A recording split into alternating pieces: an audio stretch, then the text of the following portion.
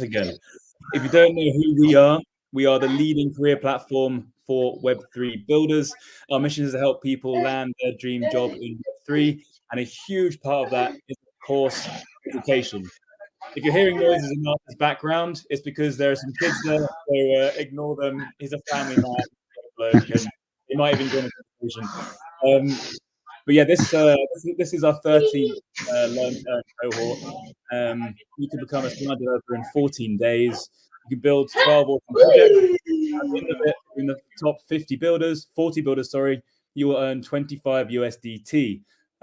We've had over 10,000 projects built now, which is insane. Like, the community has absolutely loved this. We've had over 850 graduates. And as of next month, it's been a whole year since we first launched. So really exciting stuff. You only need about a year in coding experience to give it a go. Just head to our platform, Calyptus.co, get signed up, and start straight away. Now, to drop a little bit of alpha, Calyptus is about 1 week away from a very big launch. And the clue is in the theme of today's event, all things gamification. And what better way to kickstart this new journey than to invite a special guest who is deep in this space. Today, we're very excited to have with us Arthur Francis, the Senior Solutions Architect at Immutable. And we're having a fireside chat on his career journey and the Web3 gaming landscape as a whole. I'm super excited for this one. Guys, if you have any questions at all during the call, please put it out there, chuck it in the chat, and we'll try to get it as soon as possible. Without further ado, Arthur, you there? Yes. Hey, Dan. Good to see you. Sorry about the background noise. I'm a single parent today, so you're going to hear all kinds of action. Not at all. We like to start off with an icebreaker, a general quick question on something that's relevant. And one of the first questions I really wanted to ask you, I was a gaming addict myself growing up. What was the first ever video game you got addicted to, and on what machine? It was probably, it's going a little bit back now, but it was probably my first console. Like my parents, I'm from Eastern Europe originally, and my parents bought this Nintendo analog from Taiwan, which had basically all the Nintendo games, but were not Nintendo. And it was only sold in Eastern Europe. But basically, we could play all the Nintendo games there. And it was I actually couldn't remember the name. I had to Google it a little bit because the name changed. It's called Battle City. It's like the first co-op game I've ever played. You can it's like top-down tanks. You defend your HQ, and these tanks just keep coming at you. And I was playing this obsessively for a long time. And one day I came home from school, and my mom and my stepdad were both playing it with each other, and they wouldn't let me on. I'm like, no. So yeah, that was probably my first running with an addictive game, and then it was all downhill after that, to be honest with gaming. For me. Those kind of games are great. They're kind of like it's like Nazi zombies as well, when they kind of all come hoarding in. Growing up, I just remember this as you were talking about it. I once walked downstairs to tell my dad and my brother not to play on the PlayStation. Getting very, very possessive over it. Yeah, I definitely had a few addiction problems myself. But yeah, I mean, that is brilliant. And so we'd love to understand more about, your story to date. We are very, very focused on helping anyone we can on their career path journey, whether it's having events like this, having education that we're currently promoting, or jobs. What's been your career story? How have you ended up working in the gaming industry and at Immutable? Yeah, sure, no worries. It's a bit of a long curve, but so I've always been an avid gamer, as I just explained, probably since I could talk and I could play games. That was it. That was my obsession. And I actually had a lot of ambitions of becoming a game dev. Naturally, I've played every single console, every single PC game I could get my hands on.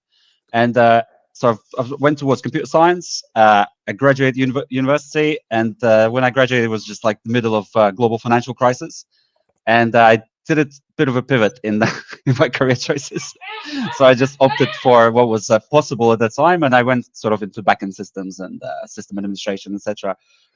And I've always dreamed of working in the game industry. It was like one of my biggest passions. And towards sort of only a couple of years ago, I did a massive pivot. In fact, it was like it was a bit of a career change because I just kind of like zeroed in on tech. I've been a massive blockchain advocate, supporter, crazy person that always telling you to buy something in a private conversation. And yeah, so it was just like a massive nexus for me of like all three things that I enjoy the most. So this is how I kind of ended up with Immutable, and kind of finally realized my my call for working in gaming and just being in the gaming space. To be honest with you, I never looked back. Like that was the best choice I've ever made. Yeah, I mean, jumping from Web 2, not even going from Web 2 gaming into Web 3 gaming, you went from just Web 2 dev into Web 3 gaming. I mean, it's an awesome pivot to make that, especially at a company like Immutable. For those who don't actually know much about Immutable, can you give us like a quick rundown on actually what you guys do? And also, I know we didn't add your title to the call. We said titles don't matter. I feel embarrassed now. Mine's a CEO co-founder. But you know what? Your role is Senior Solutions Architect at Immutable. So can you tell us what Immutable is and what that role means? Yeah, sure. So I'll just start with Immutable. So Immutable is kind of a three-pronged business. So we have a game studio, we have the layer 2 blockchain, which is the actual blockchain where all the transactions happen, and we have a platform. And the platform is kind of the key aspect here, and that's what sort of makes the gaming integration happen. So what we actually do is we provide an end-to-end solution for games to integrate, let's say, a game economy, a game, or any kind of ownership sort of based mechanism. Sorry, that's the right word. Into Web3. So, for example, you could have a ready-made game, and you're just looking for maybe classical tools to integrate. So, web APIs, just regular SDKs that you might have been used to as a Web2 dev. This is the kind of technology we provide to kind of remove the complexity of learning Web3, first of all, and the complexity, of course, of integrating it in the first place. Yeah.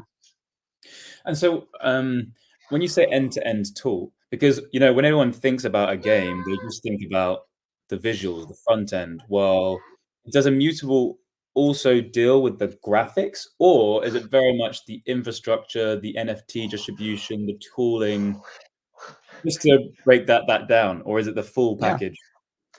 So so we do also have a game studio, and we do develop games, but we don't particularly advise on games on how they should develop it. We do advise specifically, like you said, on the infrastructure, the integration part, and one of the most important things is probably like the tokenomics and the economy aspect of it. And games is probably the first use case that kind of fits into the blockchain ethos per se, because it's digital items, it's things that you want to own, sorry, but you cannot at the moment because most of them are kind of locked into either games or platforms or whatever.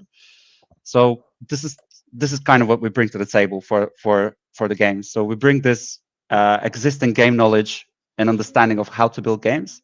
We provide the blockchain, and we provide all the sort of ecosystem around it. So not only the tooling, but also other ecosystem providers. Say, for example, if you want to have some particular flavor on Immutable, we can get a provider to come and set it up for you. For example, like Third Web or other sort of auxiliary services that exist in Web3 in general. Well, that actually leads nicely into this. Sorry, I got a call. A question from Mr. Captain Underpants, Brighton himself. He's one of our top ambassadors in the community. Thanks for joining, Brighton. What about the game hosting platforms for distribution purposes, i.e. Steam? Are they allowing this integration at Immutable? There's definitely a little bit of a offstandish position between existing Web2 modes, as you call it, or businesses, and Web3, mainly because Web3 enables a lot of ownership that kind of breaks the economic model of existing businesses. So for sure, places like Steam, mobile app stores especially, they're very apprehensive. Sorry. So no worries. So they're very apprehensive about not losing out on this deal. So there's always ways of getting in, but it's early days for this for sure. there are lots of game projects which are taking small, tiny steps towards sort of getting on Steam and not getting kicked off after a week. Basically, it's definitely a work in progress. There are also additional distribution platforms that are kickstarting on Web3 itself. There is Elixir, a few others. Ultra.io is another one that's specifically focusing on sort of the distribution aspect for Web3 games. Awesome, brilliant. Thanks, Arthur. Bryson, I hope that helped.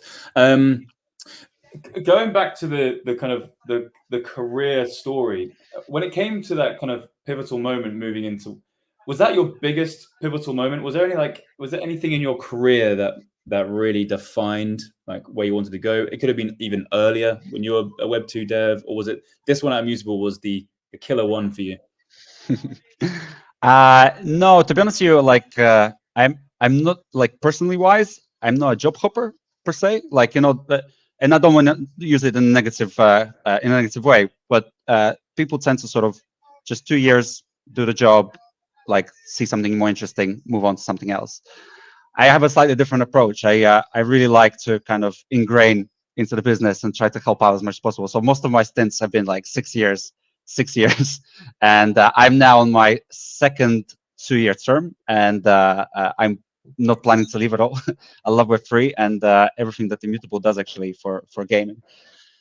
So sorry, just to double back, but every one of those changes has been a slight pivot for me.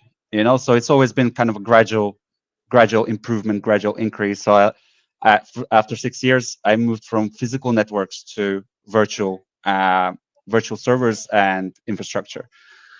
After that, I went to sort of more cloud-based. Like, that was a completely new world. It was also an evolution sort of thing, but it was a complete pivot in terms of your responsibilities, things you do day to day. You're moving from racking and stacking servers and configuring them to just working with virtual servers, programming them remotely, and so the approach, the work, the thinking patterns are all kind of different.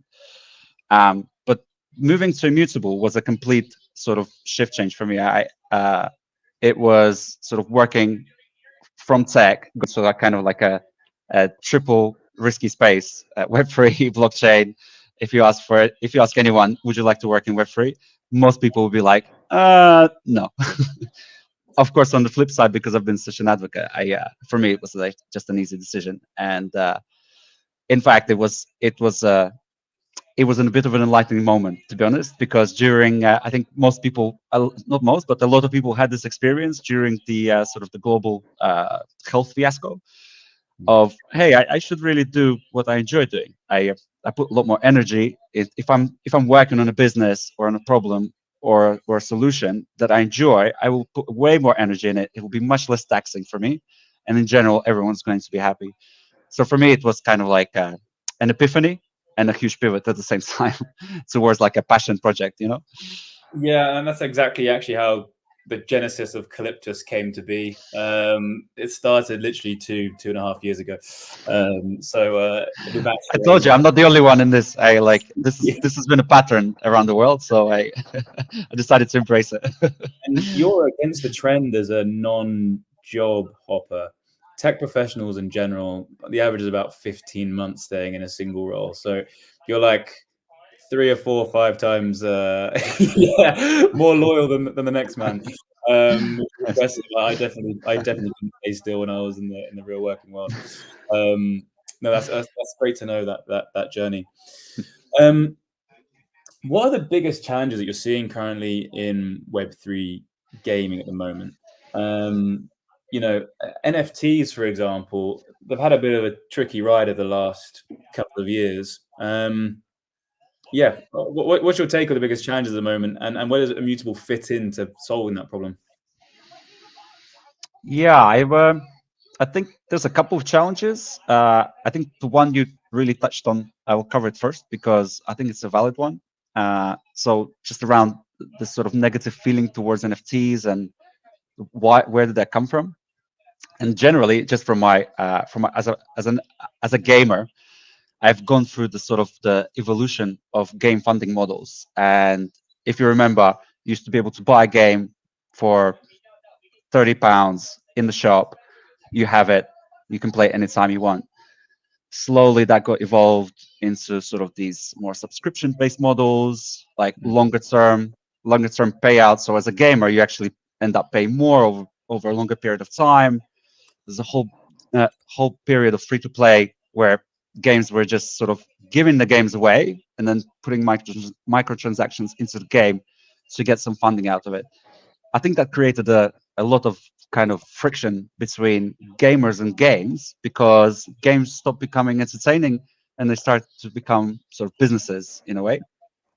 And Web3 obviously does not, being a sort of a money-oriented thing, like Web3 is not bringing in kind of the best players in some cases, but actually it's allowing new ways for games to kind of fund themselves, new mechanisms to create in-game economies, and economies which are actually have value, ownership economies where gamers actually can participate in the game, get some value out of it, but there's mutual value, right? So maybe I'm spending time into the game and even money, but I'm getting something out that that's actually going to be worth something, not because it's maybe a special gold-plated card, but it will be worth something because this particular item, let's say, has a lifetime access to this game, or it has some additional bonuses that will then be transferable to someone else. So you could own your game, you could sell it to your mate, or like give it to someone for free, and that would become their game now. Like, this is kind of the digital side of what Web3 is bringing, sort of an analog to the real life that Web3 brings to games. This ownership aspect, and one of the biggest challenges and experimentation points is figuring out what is the right tokenomics model. What should I sell first? Should I build the game first? How do I create this virality around my game to sort of bring users in? That's probably one of the biggest challenges. The second one, I would say, is definitely sort of the UX and complexity challenge of Web3. Like, nobody wants to deal with wallets or transactions or blockchain. In fact, according to some insights that we get, even Web2 players don't like logging in with Facebook or Google. It just creates a huge bad retention statistics. So we at Immutable, especially, I think this is one of our main focus points, is actually removing this aspect of Web3, trying to minimize the interactions that the user has with blockchain and maximizing it on the game and sort of the immersive experience, and just removing these little distractions that when you're playing a game and you're like, oh crap, where's this pop up? What do I need to do? Oh no, where's my money gone? Sort of thing, It was born to be a back-end technology, a decentralized storage, and so like by bringing it to the forefold, it just creates more problems than actual benefits. So yeah, like that abstraction is absolutely like critical. Exactly. There is really a balance between sort of a good UX and still being truly ownership based, right? So you still need to own that wallet, right? Somebody else owns that wallet. There's definitely some questions that can be raised there about the legitimacy of this particular ownership, right? So this is what blockchain kind of removes, but then adds this other really boring and complicated things on top that people don't like. It's interesting what you said about like microtransactions. I mean, that's kind of just where the world is going to. If you think about even TikTok, like it's micro videos and then paying for things and buying things, and so the world is going that way. Gaming in itself is a larger than music and the whole movie industry together, the whole of entertainment. So there's a lot of money in gaming. People want to spend money in gaming, and if it's moving towards a direction as a whole, as a socio-economy, it makes a lot of sense where Immutable's sitting and how you're solving that problem and making games even more fun and even more rewarding. But as you mentioned, there are a few challenges in the way, just to try and kind of merge the two worlds.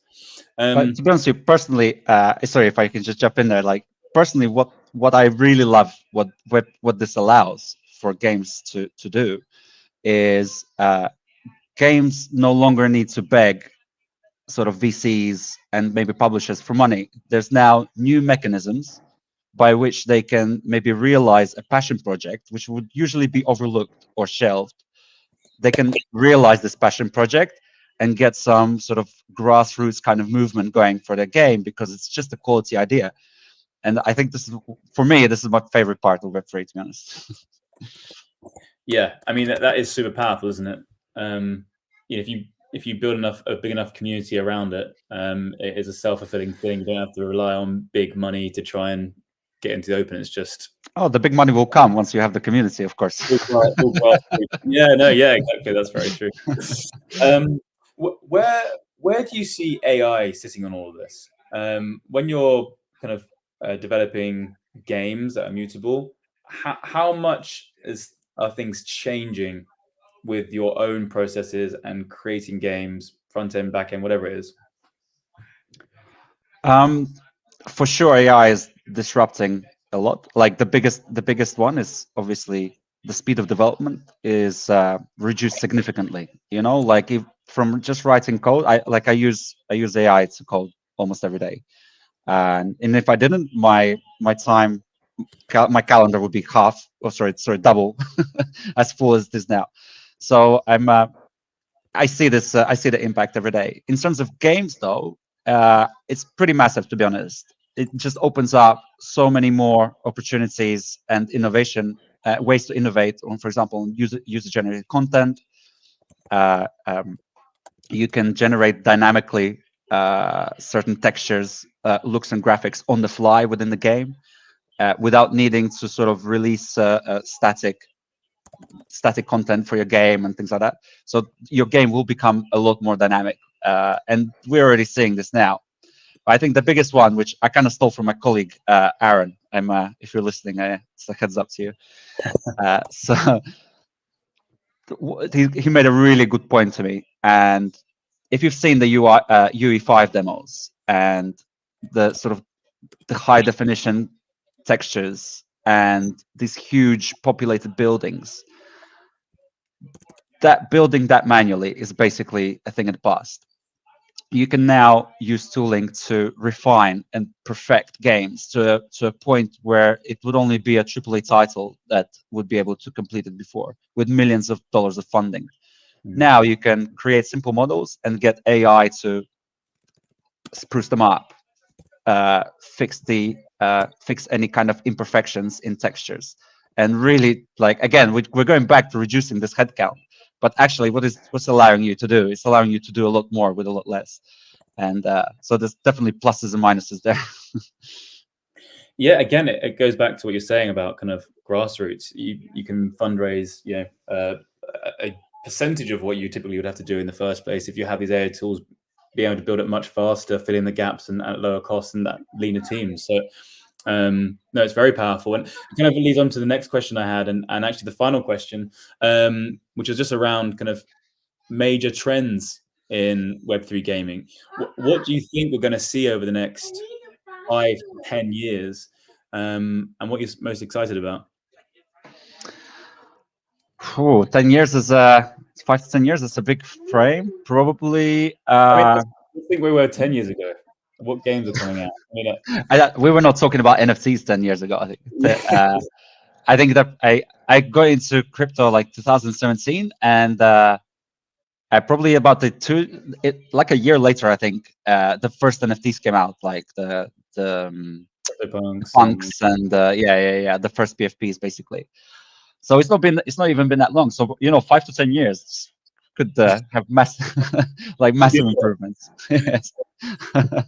But for sure, web gaming is coming back. You're seeing a lot of Web3 games being built for the web browser, mainly because it's just completely interoperable, platform agnostic, and the technology is there now that you can have like a full-blown graphical experience within the browser. That's definitely coming back, even though the engines are not fully supporting it, like Unreal and Unity. I'm not going to get too technical, but there are some downsides to using, for example, Unity's WebGL, which is being addressed in their new upcoming versions. So web gaming is definitely coming back from sort of the static distribution-based model. And for sure, in terms of interoperability and just the seeming, uh, I would even go as far as just Web3 actually disappearing. And who cares about Web2 and Web3? Games are just going to become better, more immersive, more interoperable between players. There'll be less barriers to sort of switch assets and move things around. So I think this is the real vision of like Immutable and many other people building in Web3 gaming, is just actually to remove Web3 from it and just to add to the original immersive experience of a game and just add ownership into it and add this sort of interconnectivity between people while still being in this digital world. I mean, yeah, it's Web3 has become just a brand, and when you think of Web3, you think of this kind of VC-backed, kind of highly innovative sector, but actually, it's just a brand. You know, you have cloud and you have AI, but they're all interoperating together, and Web3 is kind of floating around a bit, kind of struggling to find its feet. But just get rid of the brand and think of it as a new technology that's going to work with the rest of the technologies out there. And you know, I'm looking forward to seeing that happen, as you just mentioned there, where we stop talking about it. it's just And we live it, yeah. talking about the values instead. You're talking about, oh well, it's more fun, or oh, it's lower cost, or it's faster to do something, you know, and that's it. Just it's more beneficial for users.